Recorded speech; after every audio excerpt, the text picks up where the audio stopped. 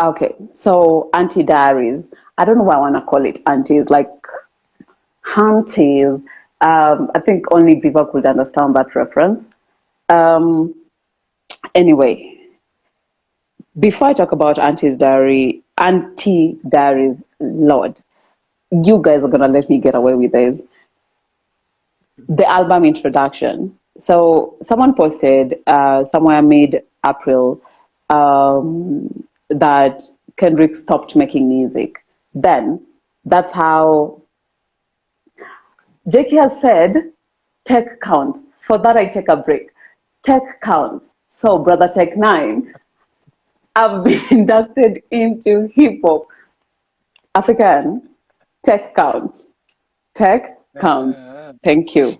So, yeah, Auntie Diaries was the first song that I knew. And that time, um, the album introduction was so interesting. But that person tweeted, I don't know if it was coordinated, that person tweeted that Kendrick Lamar stopped making music.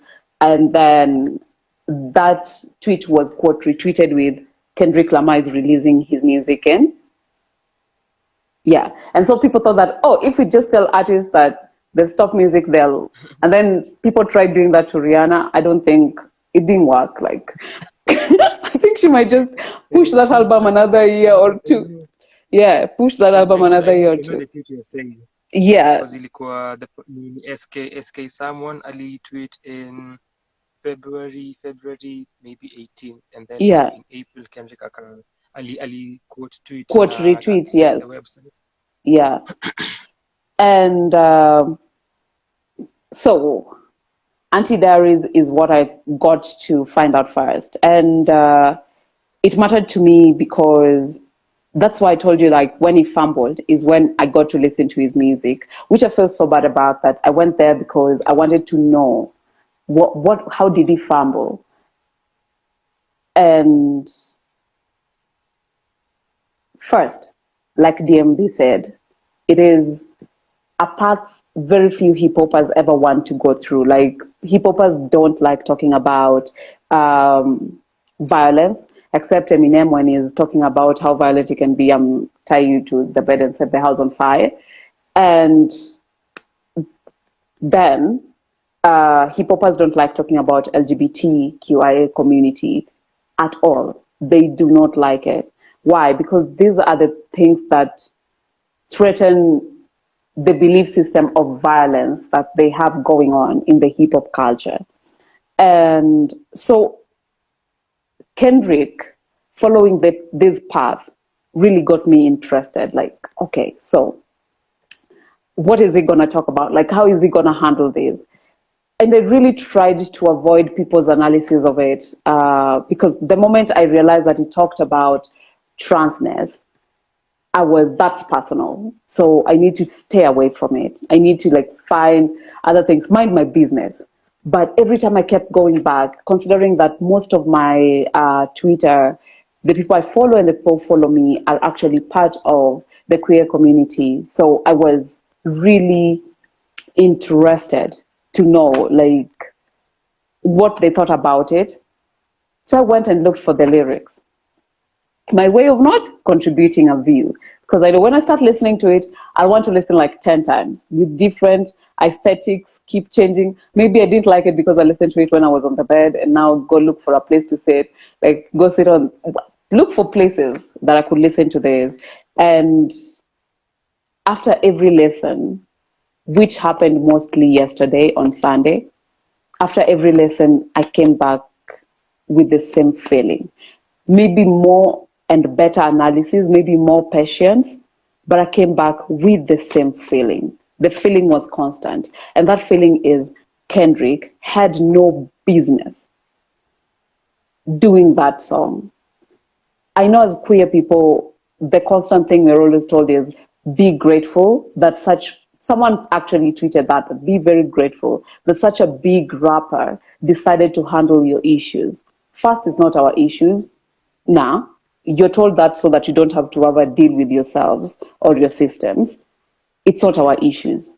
So that is the first thing. Second, we can't be grateful because someone mentioned us, however dehumanizing. Maybe people here don't know about pronouns. People have pronouns. And this is how pronouns work. Pronouns is the way you feel good about being referred to. We all learned about pronouns in English. And what happens with being trans is some people change their pronouns because the way they want to be viewed by the world and the way they feel about themselves, those pronouns definitely change. And Kendrick's uncle, it's even crazier that this is called Auntie Diaries, yet he's referring to his uncle. It's wild. And when it starts, he's like, my auntie is a man now, and talking about how he's grown up to know better. But knowing better means doing better. When you know better, you do better. In this song, there is no point that Kendrick does better at all. He doesn't do any better. He uses their dead names. Dead name, artists should understand dead names. Dead names are those names you don't like being referred to. You see the way you chose your name, and sometimes you guys say stage name or whatever, but even your stage name, sometimes when people dead name you or call you a name that you don't use anymore, there is a way you feel. That is the same thing with trans people. Trans people, there's a way we feel about being called names that are not ours. It's not my name. Why? Because I've told you what my name is in this moment. My name is so and so. It's not my name. The time Dimitri is Marianne now. I'll be Marianne now. Yeah, and I'm like, Marianne, why are you not using Marianne throughout? One, two, why do you keep referring to that person? Because they're Marianne and their pronouns are she, her, and all through you're saying he. The other one for your aunt, your uncle, you're saying she. How does it make sense that you've known better? What point in that song do we see Kendrick being like, now I know better? And then when he comes and uses the F-Slur, I don't know if I use it in Instagram will bring you down. We're going to say faggot and then see what they'll do. Yeah, we say it and then we see what they'll do about it. Yeah, So it's what they what do. Yeah. Because me pia sikuwa sure.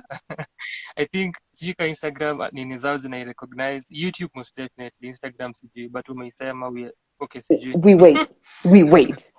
So when you use the F-Slur, when you say faggot, and you are a cis heterosexual man, you use the word faggot, then says that um, faggot. Say we can all say it, but only if we let the white girl says nigger. One thing that gets me to it confused my mind. It confused my mind, and what I kept being like, even if we were to allow that white girl who wants to say nigger, cis heterosexual people are still not allowed to say faggot. Why? This is why things are called slurs. They're called slurs because people died from being referred to that way. Slurs are words. They just, he said words don't mean nothing. Words don't mean nothing. Words mean something. Why? Because slurs were normally used to target violence towards people. When someone calls you nigger, even if you look white like snow, you know there's a kind of violence they're training on your back. Even black people who could pass, their fear was being called nigger. Why even white people can't use nigger right now is because if you've been a part of the people who benefited from a slur being used on people, you can't use it. That is simply it. It's like your mom or another black person could fight with you, call you monkey, and it's just an insult. But when a white person fights with you and calls you monkey, you know what they mean. You know what they mean. Even if they said monkey and they're smiling at you, you know what they mean. Saying I didn't intend to harm when what you've done has harmed doesn't take away the harm. It doesn't. And so that was where I was at with Auntie Diaries, because I was like, you keep saying you know better, you keep repeating you know better, but you keep dead naming people, misgendering people. What are you knowing better? Using the word faggot. When, what have you known better? And I talk again as an artist, that as artist, almost everyone who's here is an artist, and also word artist. That's what I love. Almost everyone who's here is a word artist. One thing that you know as a rapper, a spoken word artist, however little the time you have to deliver a message, you can think it through and deliver it in a way that makes sense. I'm going to give an example. There's a particular piece that, what's his name? Akuya, that's the name. There's a piece Akuya has, a particular piece that Akuya has about rape. And Akuya, that piece, if he performed it to fellow poets, would understand its sarcasm. If he performed it to fellow poets, would be like, wow, that is a very new, different way of viewing it, because his piece is speaking as a rapist. But Akuya was called to a show that I attended where he performed that piece, and majority of the people in the crowd and the people who got to listen to this piece were people who were survivors of rape and sexual violence. People were leaving the room crying and having panic attacks from listening to that piece. And so, what I kept, and I remember later, like it took us years to even sit down with Akuya and discuss that piece. And it was like, that was a bad choice. Like that piece, he's never ever performed it ever again. Why? Because in that moment, it didn't serve its purpose. If Kendrick wrote this song and maybe stemmed out of a discussion he's had with his Dimitri Marianne is the cousin, aunt, uncle, does he still have access to these people? Did he talk to them? If he's talked to them, that he's settled with them, that he got their consent to talk about their lives like that, or he got to talk to them and they settled this, he should have found a way to discuss this. Not tell us when you used to be children, you used to shout your faggotry. When you shout that, and then later tell us you've grown and now you know better, but go back and still use the same words that you used when you didn't know better, and still insinuate the same things that you did when you didn't know better. For me, then you still don't know any better. Take several seats, learn, and know better. And you know what was even more hurtful? And that's why I talked about J. Cole earlier and Kodak. J. Cole did a similar thing. Like, J. Cole also did a similar thing. And this similar discussion took place when J. Cole did it. That it's so wild. Like, you didn't learn. Do we have to repeat ourselves this many times? And when you position yourself as a political artist, just know one thing, that there are politics you're going to have to learn, because we are raised with so many biases. We have biases based on religion, culture, so many biases. And because of the system we exist in, people benefit from those biases you have. And the way you had to learn that black people are not monkeys, they're not modern or whatever, so that you could grow, is the same way you learn. The same way, and I was saying, like, Kendrick Lamar is such a powerful artist, lyricist, that if he wanted to do better, he could have. You look at things, the song he created, Freedom, with Beyonce. Kendrick Lamar is in that track, I think, for less than 30 seconds. It's less than 1 minute. Let me just go with that. But he delivers exactly, like, he comes from slavery, moves to this, now the revolution that he envisions, how revolution will never be like everything that he envisions for people in less than 60 seconds. And do we understand it? Him saying that this particular piece was watered down so that he could refer to the way society views things. You don't need to water down. That means that you think your fans are stupid. If he was watering it down so that his fans could understand, then his fans are stupid. He really believes they are stupid. They won't make a connection that when, with me saying my aunt is a man now, I was so pissed. I was like, if you've learned about trans politics, you'd know your aunt was always a man. What happened is your system is screwed up. That's what's happening. You'd learn it. And positioning himself in a way that he talks about it. And then that connects me to him being best buddies with Dave Chappelle. At that point, I was just like, do I say this was an innocent mistake, or do I say you really know what you're doing? You used this as a way of getting your album to be talked about. Did you use us as fodder for pushing your album? Because that happens all the time.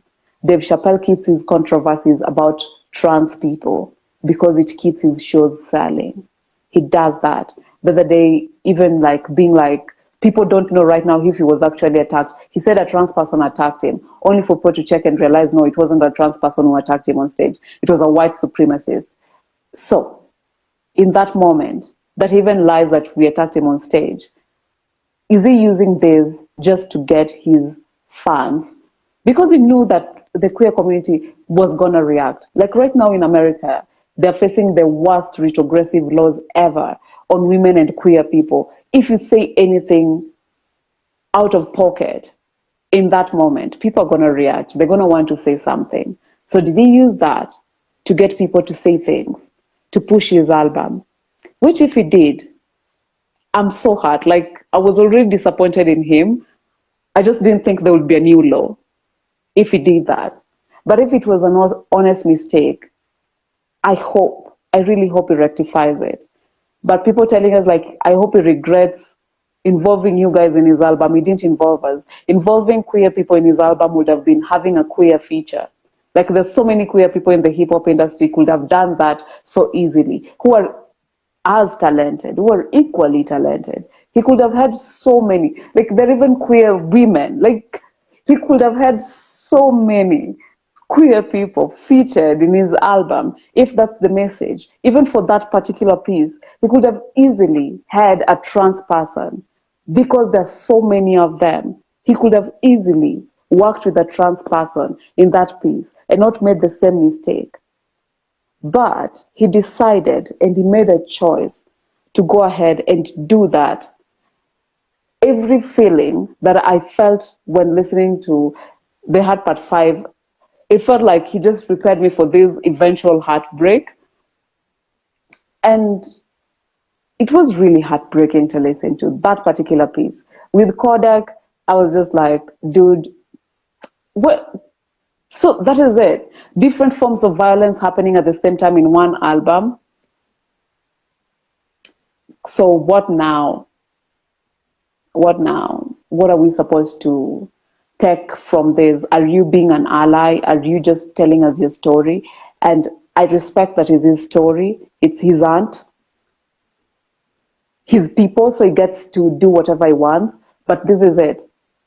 The space he occupies in the society dictates how so many people behave.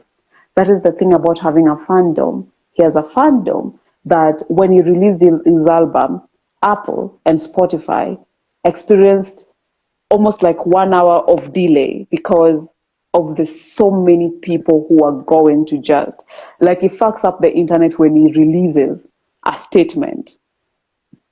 So he knows the power he holds, meaning the people who do what he says.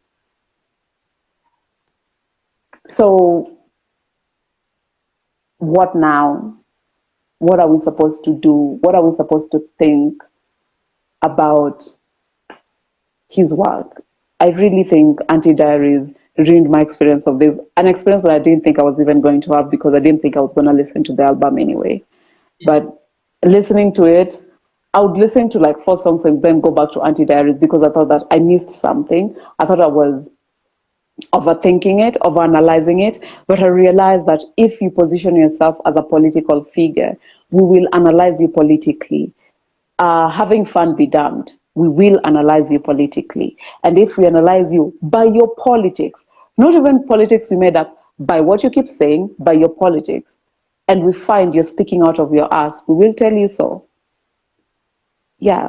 And I think in that particular piece, Kendrick spoke out of his ass. Like, let him stick to talking about Black Lives Matter. Let him go back. Let him speak about talking about Black Lives Matter, how black men are killed, and telling us how his race can be seen, but our sexualities and genders cannot be seen. Yet, last week I got attacked. What do you think they were looking at? It's perception. People don't give a fuck what I look like. They look at me and make a judgment and then attack me. It's as simple as that. This year alone in Kenya, about 107 queer people have been killed. Only 3 made to news. What do you think the people who are killing them are looking for? Yes, black people. There was even an anti-black attack yesterday in the US. Those guys have a lot of lone gun people who write manifestos, but when they get to the news, they're lone gun people. We know the race thing, but can you imagine that they're exactly your uncle and your cousin are black trans people? So they carry both the race and they have a double targets on their backs. You can't get to tell us like these my color gets seen, but your sexualities and your genders don't get seen. No, even your color gets seen is perception. It's perception. So this was the most disappointing piece of them all. Auntie Diaries was so disappointing, and saying that you needed it to start a conversation. You can't start a conversation based on people's lives like that. You don't create debates on people's lives. It's our daily experiences. It's wrong. You can't. You're not talking about politicians and passing laws. You're talking about actual experiences that get people killed, and you decide to handle it so carelessly. I don't know.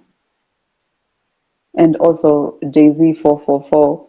I really think Jay-Z's 444, the slap that Solange gave him before, really like clarified how that album was gonna look like, gave him some sort of clarity. So maybe that's why 444 might have handled this better, but this was disappointing.